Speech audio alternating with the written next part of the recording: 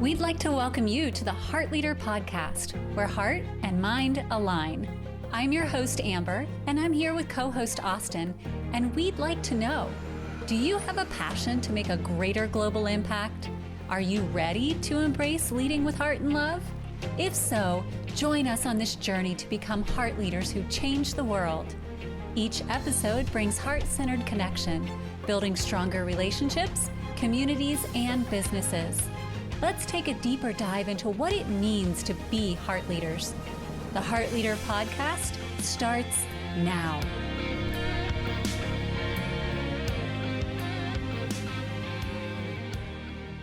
Hi, and welcome to the Heart Leader Podcast, where heart and mind align. I am your host, Amber, and today I am joined by professional storyteller, Shaun Derik.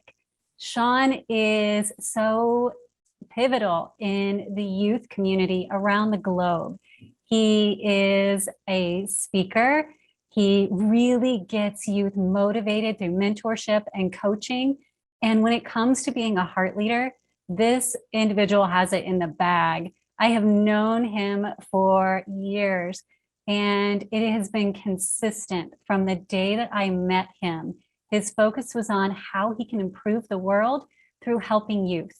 And I am so grateful and so honored that he's willing to come onto our program and share his wisdom and his insights so that we can learn from him. So Shaun, I love you. And I'm going to start with that because I've been in awe for years at the way that you can step in and not only motivate our youth, but motivate people like me who are parents and have kids, and help us understand like there's more to connecting with kids than just telling them what to do.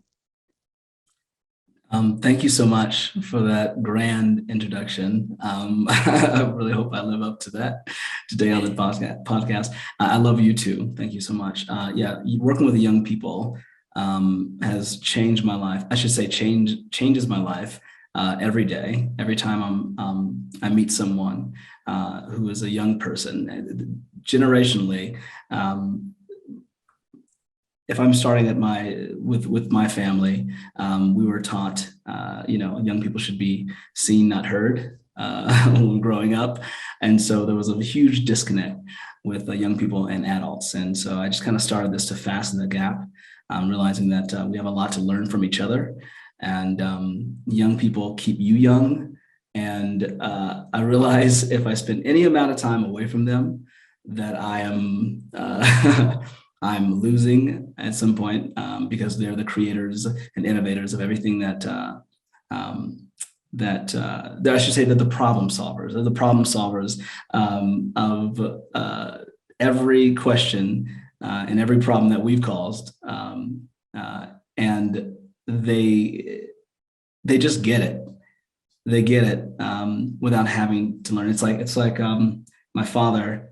We had Nintendo. You remember Nintendo, right? We played Mario Brothers, and I was trying to teach him how to play Mario Brothers, and he moved the joystick, is what we called it back then. He'd always do. Why can't he get this? Well, he wasn't born in that era in which he could just pick it up, right? And so the young people who are generation me, right, were born with the iPads. You'll see like a 2-year-old working with an iPad, yet you'll see a boomer going, how do I even do this? So they just have answers. They just get it, inherently, but they get it just by being born in this time. So I try to stay as close to the ground with young people as I can, helping them, yes, but it also improves the lives of those who are our age, quarter life crisis and up. And so it's probably the best investment that I can make. That's amazing wisdom, though, because generally people who are my age or even in your age category, which is younger than my age, we come at it from, we have something to teach you. We have the wisdom, we have the years. And so how did you make that connection that no, it isn't pushing wisdom at these kids, it's creating a bridge between here's what I have to offer you, and here's what I would like to receive from you in return. So it's an exchange. It's not a one way. I lost my father at 14, and you think that when you lose, he's like our patriarch, right? He was so respected. When you lose, I'm like, wow, I lost all my guidance. And then something really, really cool happened. And that was, I discovered probably at 14 at his funeral, my older brother went to the mic and he said that my father wasn't a rich man. My father was a window washer, by the way. And he said, but if you look around, there's standing room only. And my father was the richest man because he invested in people. And two things I learned from that day. Number one, I was like, man, I want to be a speaker. That sounds great. And then two is after the funeral, I got so many questions from people in our family, people in our community. I thought they were just being nice. But what I discovered is, when you have children, they're going to solve the questions that you couldn't answer in your own lifetime. So things should get better every generation, right? We should be stronger. We should be smarter, more efficient. And so that's what young people are here to do. I knew that from a very young age. The time it takes a young person to figure out things is lightning speed compared to what time it takes us to figure out. And the reason being is because we're still trying to solve the problems that we had 10 years, 20 years ago. That's why they say when you graduate with your major, that job has already been taken, right? And so we're behind. And the only way to get ahead is to hang around young people, right? The most innovative, influential, creative people on the planet. So I knew they were the answer. And also, I think that when I was younger, I knew when people were talking down to me. I don't know if you ever felt this, Amber, hey, how are you doing? I'm like, why is he talking like that? And so, but I knew that. And I go, well, maybe they don't know that I know that. And so I talk to young people as people. I don't call them kids. I call them young people. I believe their voice matters. I was just in Ontario speaking at a conference. We play this game called Go There, and they get to choose between agree, disagree, strongly disagree, and they split up. And one of the questions or statements I posed, young people have no business in politics, and then they get to choose where they go. And you should have heard some of these answers. This generation are a lot more sensitive, right, to gender preferences, names. They're more sensitive to people who don't look like them, don't sound like them, who don't believe what they believe. It's really hard to unlearn. It's easier to learn than it is to unlearn. And so being around young people we're literally making the race better, the human race better every time a young person has an idea and we go with it. And so, Javier, we come from a program called Youth to Youth. And the idea is that it's youth-led, adult-guided. Is that if you can see a young person, up on the stage and making decisions, and then we're just here to support them, then we can go a lot further. Wherever you are in your life, it doesn't mean that you're done dreaming or done living, but it is a reflection of all the decisions you made to get to that point. And so imagine how far you would be, how much further you would be, I should say, if you had adult support, right? So I'm there to be a voice for them. My company, we have a message, use your inside voices. The idea is that if you have something to say, we're going to get behind you and be the support system so that you have a chance, the chances that we didn't have when we were growing up. To me, that's amazing.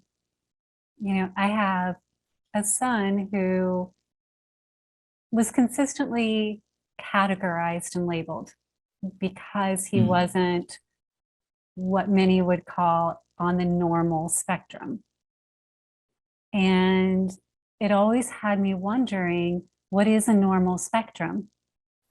And why do we as adults desire to categorize young people instead of allowing them to bring what they bring to the table, whatever that is?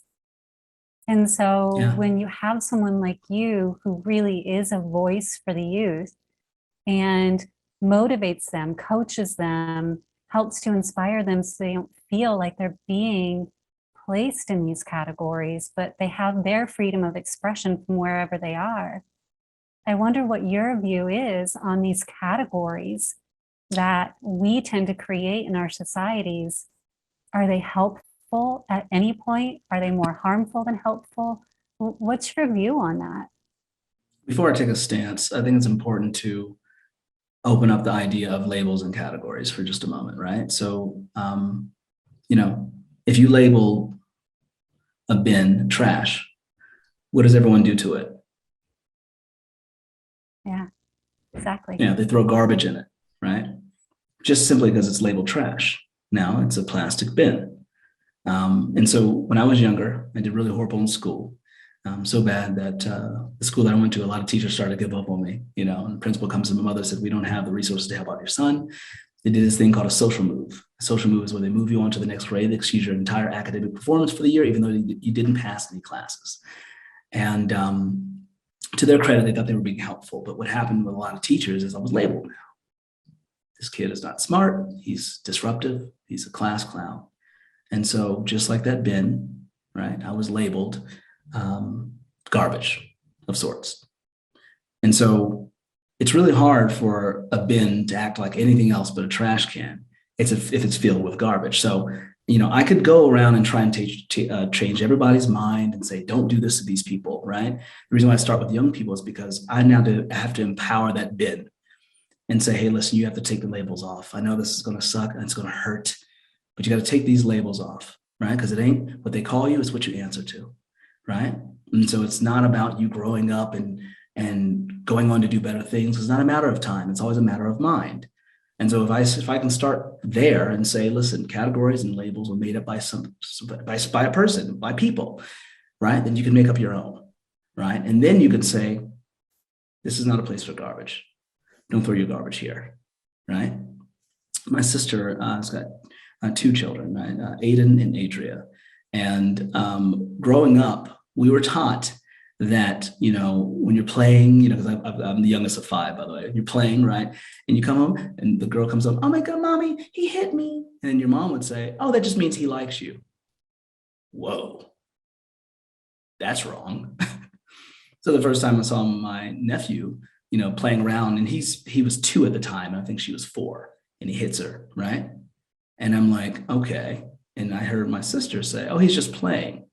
And look, I don't have any kids. I'm not trying to come for my sister when I say this, but I did know it was a very important moment to say, wait a minute, that's not what this means. Because now, if she understands that they're just playing or the boy likes her, she can grow up and she can accept later on abuse. So if I can start here and say, hey, listen, dude, when someone tries to throw garbage at you, trash at you, you change your label and you say, this is not, this ain't happening. Then later on, when there is when there's a pay gap, right? If there's someone treating you less than what you're worth, or if you're in any abusive relationship, you know how to take that label off. And so that's why I start there. So that's why it's important to kind of understand categories and labels before I take a full stance on it. They're just made up, just like borders, just like our names, just like anything else. They're just made up. And knowing that, you can change that, right? But I think we get stuck in this.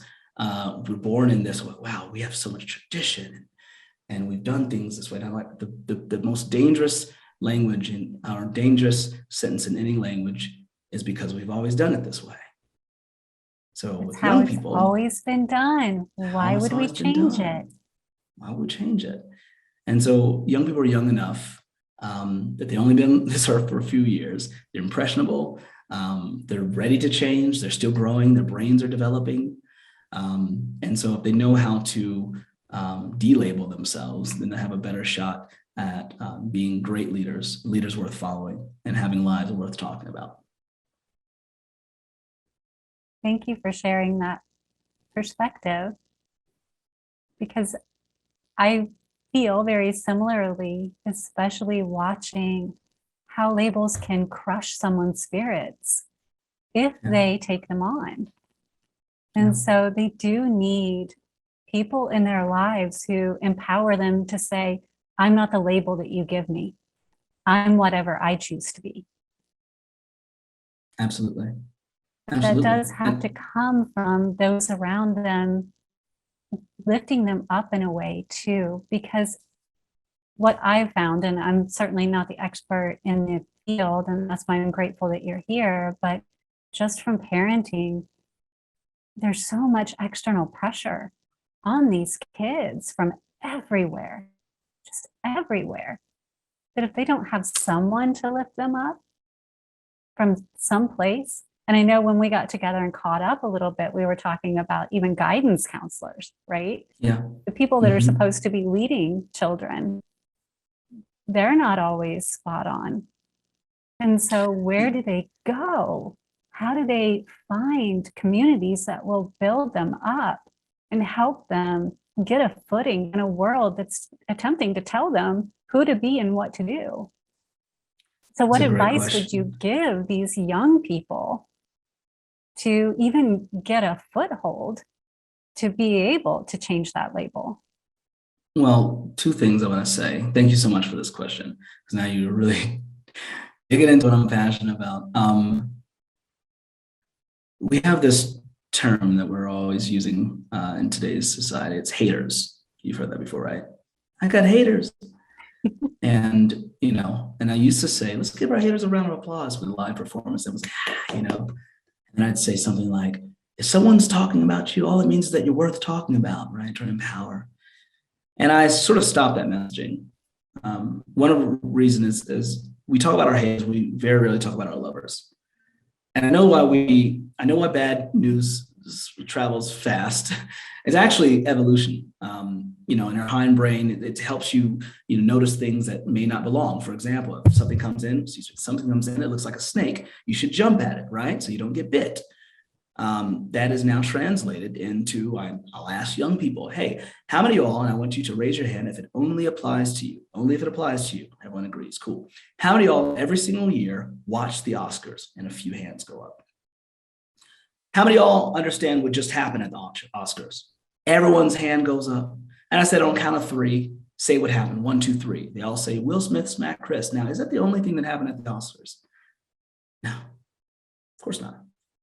No. But that kind of news travels fast.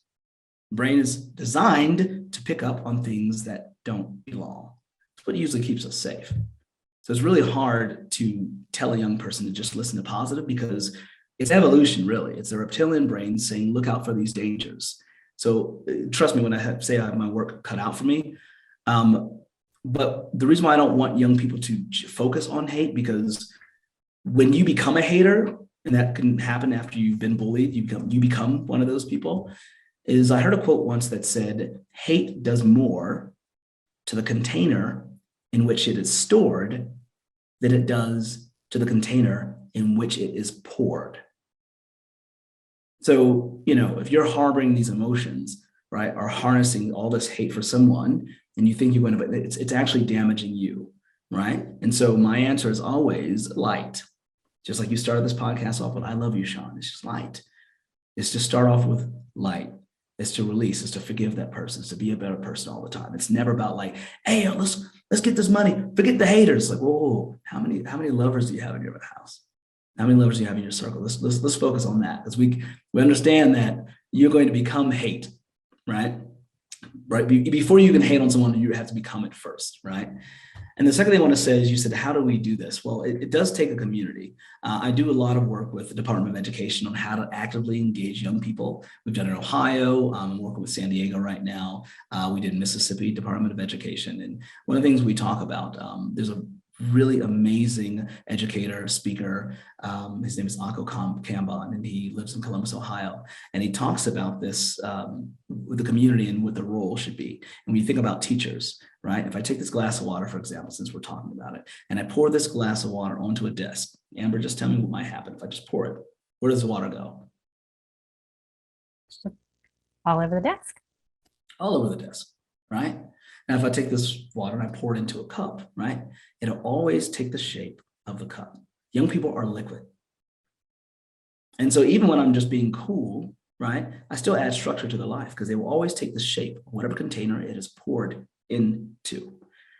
And so when I go in some schools and I look at the young people, I can already tell what kind of community they come from. I see their shape, right? In some schools, when I leave, I know that my message, I know that after I give my message, right, they're in good hands, and sometimes they're not in good hands. I can tell. They're water. Young people are water. And we are too. You can tell what kind of environment someone, lives in by the way they respond to you and approach you. And we're just liquid. And so when I talk to youth advisors, if I talk to educators, before I come in and speak, we have a consultation, right? I want to know what their plan after I leave is. And also I want to know what kind of programs are in place so that my message goes a lot further than the hour I am on stage, because that's the container. So nobody's going to change your life, in an hour, right? That's just a piece of it. The idea is that, do they have a container that is positive, that can set goals for the future, but also be very conscious about the present, that allows breath work. And we're going to get into some of the other practices that we do, so that I know that they're in a grand container, one that's going to be beneficial to the future. So that's what the role of people who work with young people is to make sure they have the right environment. And then my idea is to activate, not fix. They're not broken. It's just to literally empower them, push the power button on in their lives. That's what I'm there to do. And what a beautiful way to put it. Not broken. I mean, in my view, none of us are broken. We're just in motion. And that's good. That's a beautiful thing. We're always moving toward our next step. And that's the whole goal, right? We're always evolving. So the structure that you have, and if they go to shaunderik.com, SHAUN, correct? They can see your entire program. Yeah, SHAUNDERIK.com. Yeah. Perfect. Yeah. You have structured your program much like adult coaching programs, where you have speaker engagements where you do motivational speaking. You also have workshops where the youth can get involved and actually navigate through workshops, hands-on workshops, and you have coaching and mentorship. So it's not like it's a once and done kind of thing. Like you're going to go and you're going to get them all. Yes, I can do this. I can do this. Okay, now where do I go? Which when I was young, we would have pep rallies. Motivational speakers would come in. I would hear about it. Don't do drugs, live your life drug-free. Right. Awesome. Right. How do I do that when somebody is standing in front of me saying, hey, take this and you can hang with us? Yeah. I don't know what to do. And so, sorry about that. I was going to say, how is that program? Can you walk us through that program for kids so that, if I'm a parent listening to this and I desire to understand more, I know what that's about? Sure. Well, I remember growing up. I was born in the 80s. So around the late 80s, early 90s, we were in a program called DARE.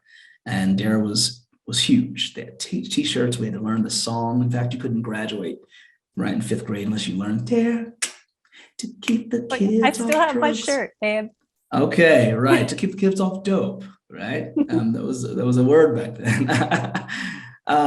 The reason why, though, these projects were what I would really refer to as epic failures is because they were telling a lot of young people to turn away from drugs, but they weren't telling anybody what to turn to.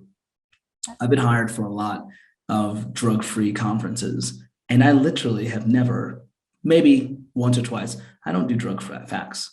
I don't tell you what happens in your brain on drugs. I don't say it how control. I don't do that. You know what I talk about? Goals. That's it. Because if young people don't find something to live for, they start finding things to die for. So if I have something that I'm spending my time doing, right, that are a lot more important than drugs, I won't even be curious about it, right? And so I think that we have, yet again, amplified or edified the problem, right? And I do believe that what you focus on grows. And so I don't come in talking about drug-free messaging, right? If I'm a track star, the likelihood that I'm going to smoke is slim to none. So what do you want to do? Who do you want to be? Right? And if I can build from character outside, I don't have to even mention drugs. And so it's so funny if you at the end say, what was Shaun's message about? Follow your dreams, don't do drugs. I've never even said that. But I can teach you how to live a healthy lifestyle. And I don't have to mention, don't do this, don't do that. They understand that these are the healthiest decisions and most beneficial decisions for myself and my community, people around me. Me and Javier, we always talk about having both a mental and an emotional commitment to something. And the difference is a lot of people think, well, just tell them about drugs or tell them about, tell them about what happens and they can go to jail, or tell them about what happens when you don't get good grades. I'm like, well, that's a mental commitment. And if that was all it would take, all you have to do is read the labels on cigarette packets and you won't smoke. No, you have to have an emotional connection, an emotional commitment. And that's what it means. Commitment is to be emotionally and mentally bound to a cause. And so we get young people very emotional about their why. So if a young person says, hey, listen, I actually lost my mom. She had stage 4 lung cancer from smoking, then the likelihood they'll pick that up is slim to none. They didn't have to read about that. They felt it. So 2 things. One is I talk about their goals quite a bit. And then 2, I get them in touch with their why, their emotional commitment to why they're not using. And again, you have to give young people something to look towards, right? My partner, she tells the story all the time. I was raised Pentecostal, so I was always in church. And in her house, I said, well, because I wasn't allowed to talk to girls on the phone, by the way, in high school. And when I tell you, I got embarrassed so many times. And it was trending before trending was a trend, that Shaun is not allowed to talk to girls on the phone, right? Someone would call, right, pick up, and I'd try to talk, and my mom would go on the phone. Shaun, do you want to tell her, or do you want me to tell her? And I'd be like, oh my God. Hey, Christy, I'm not allowed to talk to girls on the phone. And what? I get back to go to school, people were laughing. And then my partner says, she goes, what? Like boys? Like what? I said, you didn't date in high school? What? No, I was too busy. I wasn't allowed. She was too busy. Priorities still. But the reason why I mentioned that is because she said, I started dating in college. She can't imagine the time that she even had to date when she was in school. She was in everything. She was lacrosse. She played classical piano. She was in ballet. She didn't have time for those things. And I'm only using that example to say that when you're working within your purpose, all the other things don't really matter, right? My mom used to say that an idle mind is the devil's playground. She was very religious. Devil's playground, idle mind. What she's saying is that when you don't have things to do, that's when the enemy supposedly is able to come in and entice you. We'll use that example is young people finding their purpose early on. Now, can that change? Of course it can change. But finding your purpose early on, the likelihood that you want to do things that aren't beneficial for you, again, slim to none. Slim to none. For me, it was piano. I got involved in music pretty early. And so I understood that I had to be practicing all the time and performing all the time. And so in order to be in the band or in order to be in this dance composition group, I had to be respectful of teachers, right? I had to be ready to go, right, at any point. And I just didn't have time for all the things that they're telling us to stay away from, right? And some young people have it easier than others, depending on what environment you're in, you know? If I ask you right now, Amber, I said, okay, I want you to number your paper 1 to 4. We don't number it. I said, I want you to write print in the first line, script or cursive, right, in the second line, and then switch hands and write print and script. You'll tell me which was the hardest. You'll say, wow, 3 and 4. Some young people live there every day, like 3 and 4, right? And if they break through, like Angela Duckworth, we call that grit. They break through, right? And some people don't have it that hard. Some people have 1s and 2s their entire lives. So again, like I said, my job is to give you something to live for so you won't even have the desire. The taste won't be in your mouth. Do you find that for those who focus on the don'ts versus the do's, that the young people feel more trapped in that type of an environment and not empowered? I think it's case by case. I try not to talk about my background too much because I know it doesn't matter. If I'm talking to educators, and like when I was in Rio Grande, Texas, I was speaking at a school and I was asking, what's your biggest problem? I thought they were going to say bullying, right? That was like the hot button back then. Bullying. He said, theft. Theft. What do you mean? He said, well, a lot of parents don't have jobs, and so they steal extra school lunches. And then I realized it was a great percentage of this community that didn't have running water. I mean, it freaked me out. There are cases like that, right? But people want to learn. People want to do better. And if you give them something to shoot for, the human spirit is unbelievable. I lost both parents, both grandparents, or all grandparents. And I talked to someone who's, maybe losing a parent now, and I watched them shut down. And we have same situation. We just had different reactions to it. So the human spirit is unbelievable. It can do anything. It's still fragile. We watch people snap all the time. I believe what happened to the Oscars was a person snapping. We see it all the time. We're very fragile. But I think what happened, there was like a level playing field when pandemic happened, right? So everyone's at home, they're in quarantine, and there were a lot of young people who didn't have access to computers, so they couldn't actually go to school, right? We tend to think of the internet being everywhere, but even in this country, there are a lot of young people who could not access the internet. But it did level the playing field in this regard. Everyone had to be at home with themselves, right? And in close encounters and quarters with everybody for the first time, right? Really sit with themselves. And so for the first time in maybe 10 years, I had to change my message completely. And that is, I needed to reframe. I need to help people reframe where they are.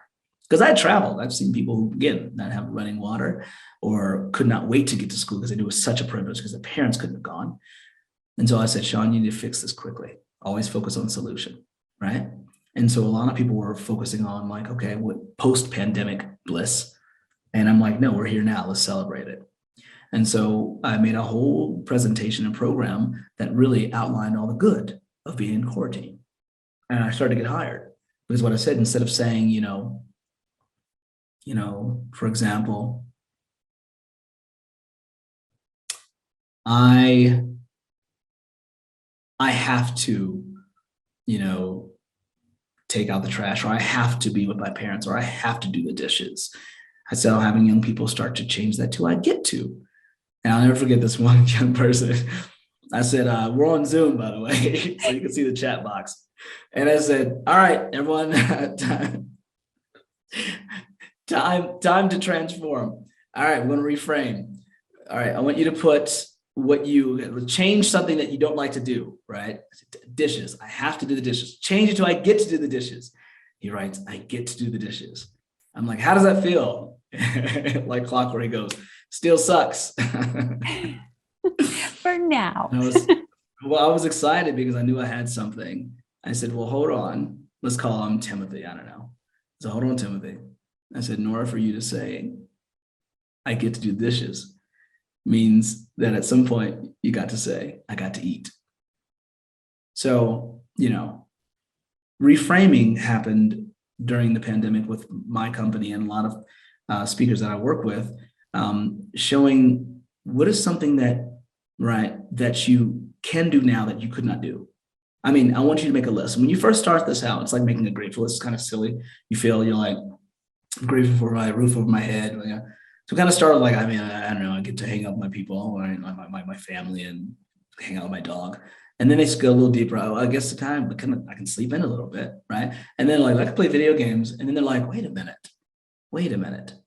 All the time that I've asked for, because everyone's been asking for that thing that cannot be duplicated, which is more time.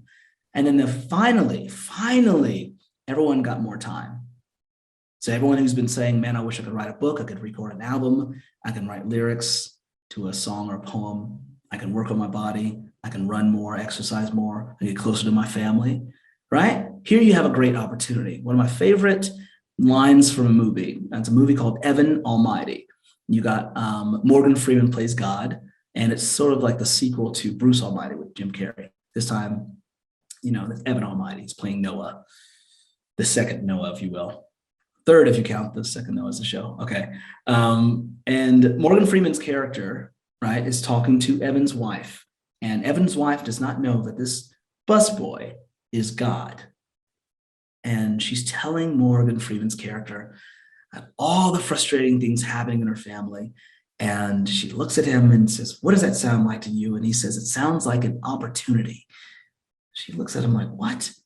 And then Morgan Freeman's character looks at her dead in the eye and said, when people pray for patience, do you think that God gives them patience, or does he give you the opportunity to be patient? When you pray for courage, does he give you courage, or does he give you the opportunity to be courageous? When you ask for your family to be closer together, do you think that he just zaps you with warm, fuzzy feelings, or does it give you the opportunity for you to love and care for each other? Everyone got in touch with themselves in a way that never had before. And how can you appreciate things that you don't notice?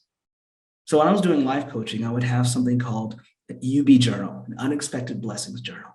And the reason why I would have people start with an unexpected blessing journal is because I wanted to see if they could at least notice great things happening in their lives. And I say, listen, every day, we'll meet up once a week for a month, but every day you've got to write in your UB, and then they have to see.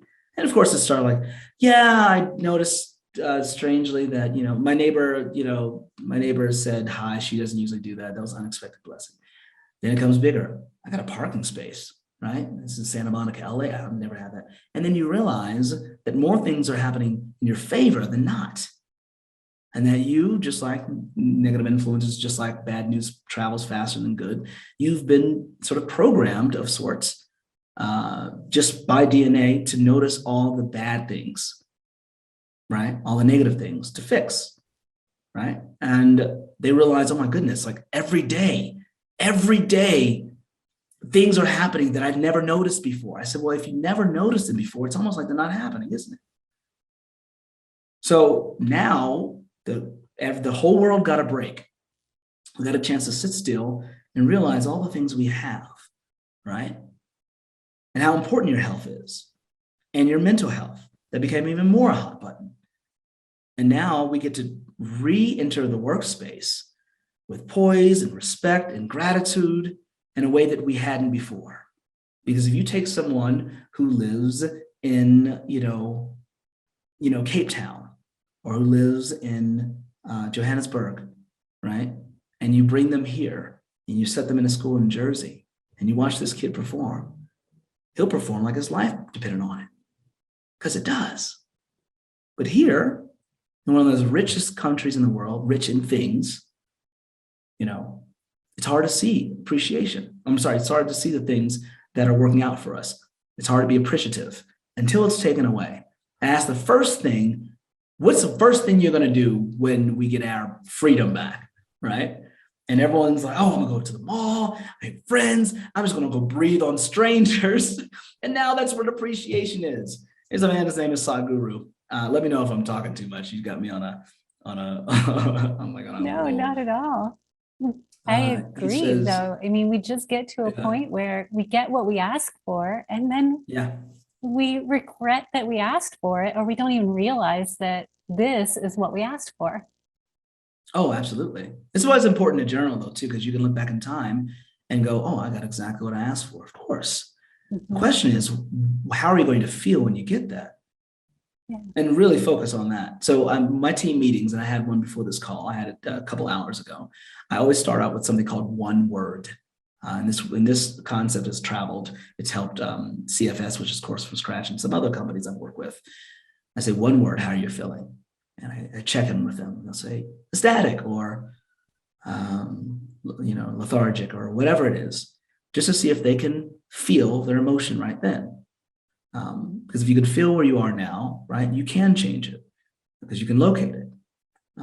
So instead of saying, I don't work with goals the same way as other people do, right? I don't say, what do you want to accomplish, right? I say, how do you want to feel when you accomplish that, right? And they might say, I want to feel fulfilled, or I want to feel joyful, or I want to feel playful. And I say, okay, can we feel playful until we get to the goal? And then it's like them That's experiencing it amazing in real because it time. moves it Yeah. from being all about thought to Mm-hmm. invoking your heart. And passion is, as you said, it's what drives us forward. It's what connects us with the goal in the Yeah. first place. It's absolutely, but see, it's also falling in love with the journey.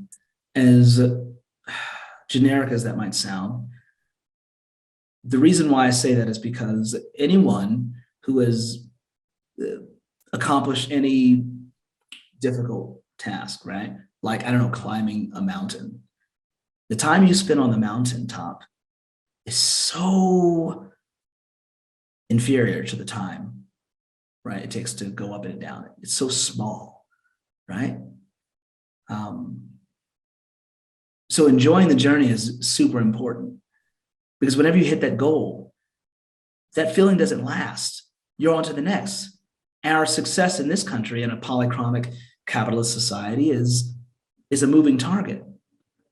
So what if I enjoy it on the way up? Then how much more fulfilled will I feel? That's why I focus on the feeling of a goal as opposed to just the accomplishment of it. One client, I would have her write these narratives. And by the way, one of the things I do is I write grand narratives for companies, right, for branding, and I'll explain to it what a grand narrative is. And I have 20 seconds left, less. If I was writing a grand narrative for, say, Starbucks, I would say something like, wherever you see our brick and mortar, anywhere in the world, you feel a little closer to your neighborhood. Or from the time you enter to the time you leave, you'll feel like you belong. And see, the grand narrative is going to inform your, procedures and your practices. So By that's the why way, you might see Starbucks, that. if you take that, you have to reach out to Shaun. Yeah. But you have to write their name on, because that makes them feel like they belong, right? Or you have like these holiday warm colors that makes you feel like you're closer to home or whatever. And so that's what that is. A grand narrative. It's going to help you the practice procedures, helps you with your vision statement, your promise statement, just in one sentence or two sentences. I do this for companies. And for people personally, when I'm trying to help them by having a UB journal, your unexpected blessings journal, I now say, what is your intention for today? And one client who's doing very well, I'll tell you about her a little later.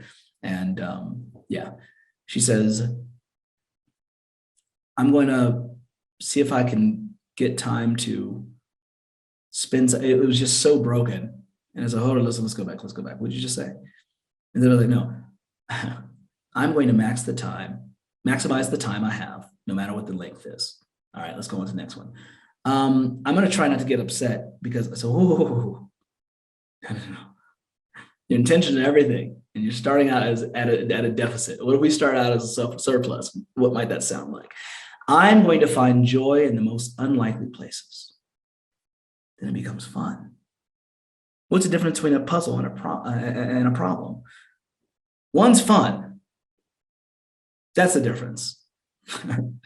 I got a workbook I call a playbook, because it's not only it's a strategy book for achieving some of the goals that you have, but it's also fun while you do it, right? The saddest moments in my childhood weren't what you think they are. It wasn't when, someone's pet passed away, or it wasn't when I got lost at a theme park. It was when my mom or dad said, it's time to leave the park. Young people are never, ever ready to stop having fun. Why did we? So there's ways that you can solve a lot of your problems by making them puzzles. When I talk to my team and I say, hey, listen, we need to make this number, they know why we need to solve this puzzle. They know where we know all the outlets and all the funnels that we have to support people, and why we are. Our why is huge. And so, guys, whoever can solve this puzzle, I will incentivize it this way. I never go, all right, y'all. We lost this gig, we lost that gig. We were supposed to be doing this TV show. No, that's not fun. That isn't fun. Imagine you're in a simulation. We also forgot to celebrate, not only have fun, but celebrate our successes. And again, Absolutely. Going back, I don't care what age you are. When you do get to the top of that mountain, there's a part of you that you want to be like, yes, I did that.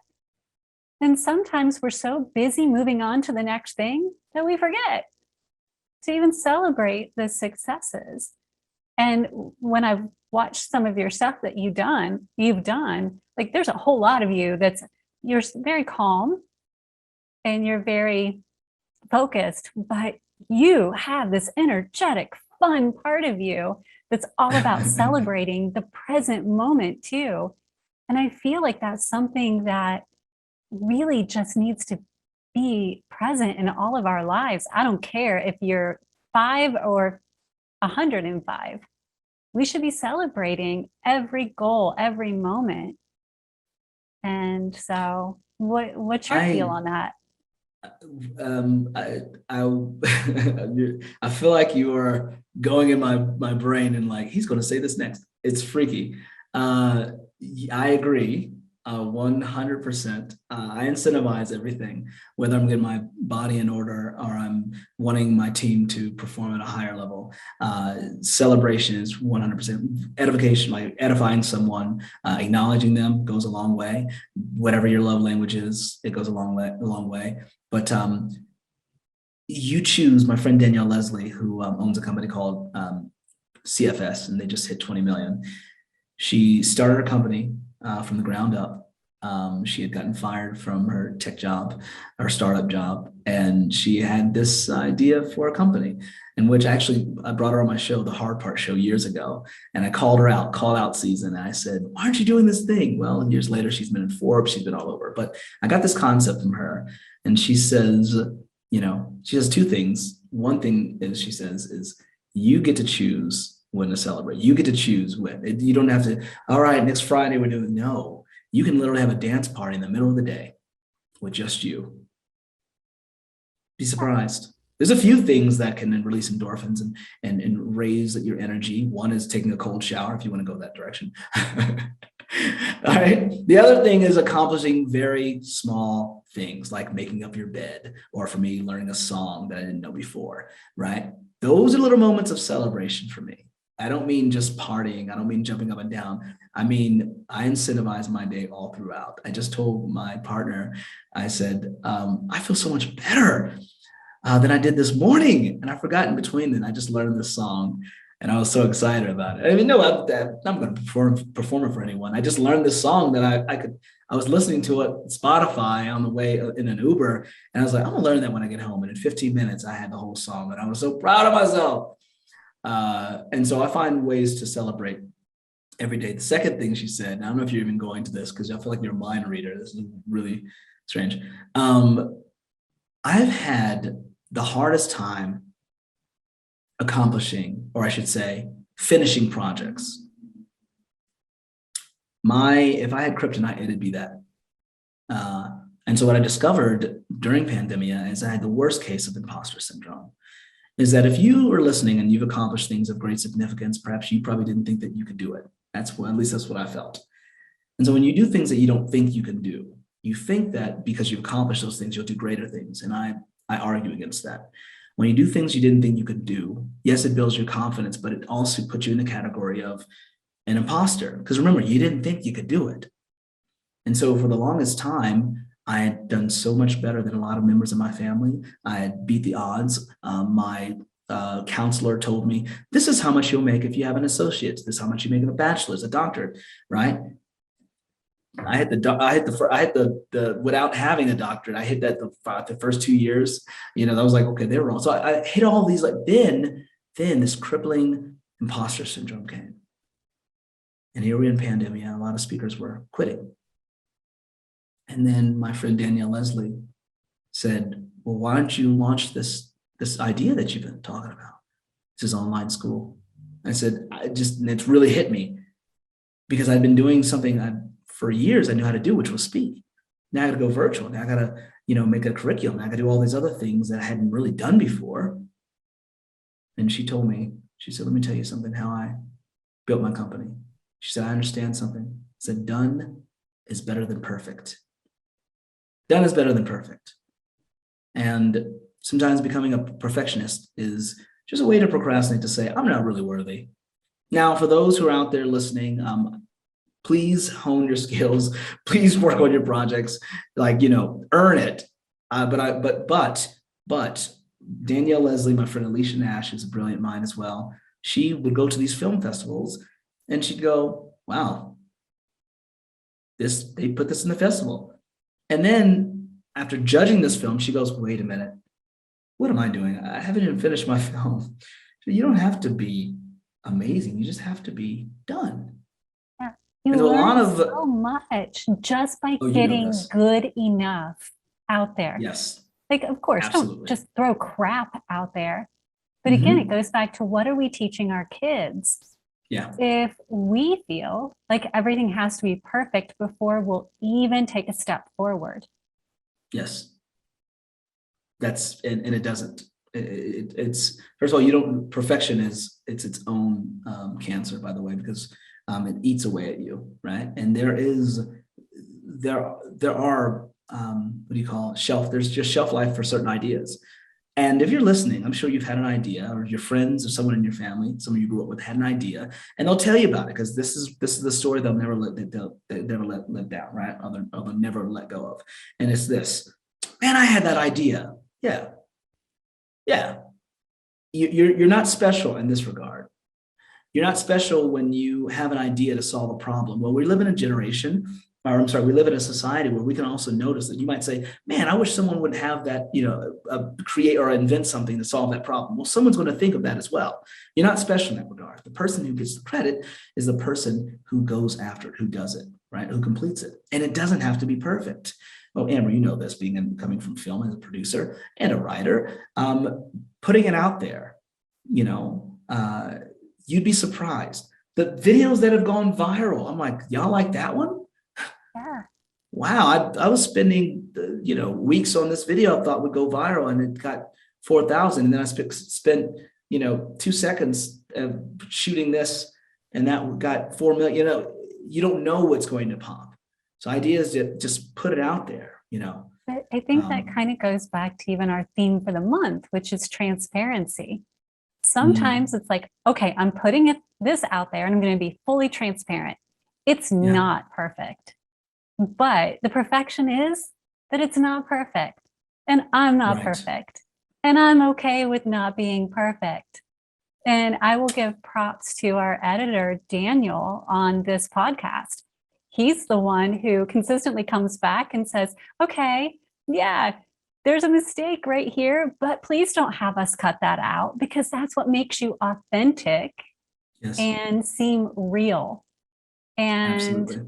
I love our group for that, because we come together and we're always looking at, okay, we're not going to be perfect, but whoever is, as you said, let's just be transparent when we're not, and let's own it. Absolutely. One thing I want to, that's a great point. And if you're out there and you've got a project you've been holding off on, just throw it out there. Please get it done, throw it out there, and do it. Do it without sharing your ideas with people. I would always tell people, be careful who you share your dreams with, right? Just because some people aren't good parents, they don't know how to hold it, right? And the reason why I say that is because when your dreams are so fragile before you get a project done, people can kill it in its infancy, right? And the reason why is because I use the idea that planes and helicopters aren't designed to hit anything. That's it. Yeah. And so, it's super important that when you're telling a dream to people who don't understand it, you're literally, walking through, a field of landmines, or you're going through, debris, right? because it's not ready to be shared. And remember, your helicopter isn't designed to hit things. But finishing a project and getting out there once it's, that you got it done, right? Then it's designed to, it can fly, right? You're a lot more confident when you have it done than you have it as an idea, right? And I like to say that there are idea people, and then there are I did it people. And you can guess what you have to do to become the latter. So whoever's listening, dude, jump on it, man. Jump on it. Love it. Great parting wisdom. Okay, so for folks who want to get a hold of you, let's give them a way to get a hold of you one more time. Absolutely. You can go to ShaunDerik.com. That's ShaunDerik.com. I'd love to work with you. I'm also doing some really interesting humor on IG. It's at Shaun Derik, ShaunDerik, if you want to laugh. Come check me out. Awesome. We'll be sure to include all of that with this podcast too, so that all they have to do is go with a simple click and they can get right over to you. And you have some different speaking engagements and things like that coming up too. And all that's on your website, right? Absolutely. I'll be able to share. We're updating it as we speak. Awesome. Well, thank you for joining us and giving us insight into what you do. And for those of us who do work with youth, how we can even be more effective at it. Really, really appreciate you for that. Thank you so much. I do appreciate you. And thanks to all of you for joining us on another episode of the Heart Leader podcast, where heart and mind align. Just a quick reminder, we do have a lot of amazing tools and tips that you can get for free in our Heart Leader toolbox. All you have to do is go over to swivera.org and you can register completely and totally free to get access to all of these amazing resources. Until next time, I look forward to seeing you in the Swivera community.